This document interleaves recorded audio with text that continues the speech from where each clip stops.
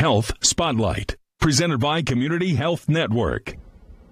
Well, the FDA weighing a major shift in its strategy to administer COVID-19 vaccines. Ivan Rodriguez has the latest. The U.S. Food and Drug Administration wants to simplify the COVID-19 vaccine process to mirror that of the flu vaccine. I certainly can't say that patients are very confused and have been, I think, even from the start. What does full vaccination mean? What's part of your regular cycle? What's a booster? The FDA says it expects to assess circulating strains of the virus that causes COVID-19 at least annually and decide in June which strains to select for the fall season, much like the process to update flu vaccines. Messaging that is more simple of when you should get your next shot, essentially, I think will be helpful for those people who do have the intention to stay immunized and on top of their vaccines. Moving forward, most people may need only one dose of a COVID-19 vaccine to restore protection, regardless of how many shots they've already received. 2 doses may be needed for people who are very young and haven't been exposed,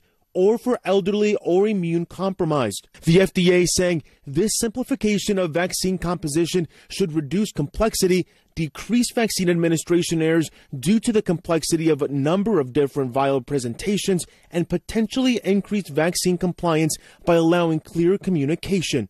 The more immunity you have to something before you face that something, the better you're going to do when you come across it. I'm Ivan Rodriguez reporting. Meanwhile, Wish TV medical expert and former Surgeon General Dr. Jerome Adams says there's a risk to a once-a-year shot. He says similar to the flu shot, there's a chance the vaccine won't be a good match to fight the current COVID strain. But he says, like the flu shot, in most cases, vaccines makers get it right. Adams says that he believes the idea is a good one.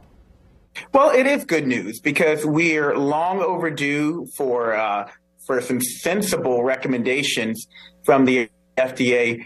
One of the real challenges, Phil, is that only about 15% of Americans have received the new bivalent booster, despite most people across the nation being eligible for it. And even when you look at that vulnerable 65 and older age group, only about 40% of them have received the booster. There's actually been studies that trace back the reasons for this to confusion in the guidance. So if we can make this like the flu shot so that people understand every year at around the same time we get the flu shot, we need to get our COVID update, I think you'll have higher compliance, and I think people will be better for it.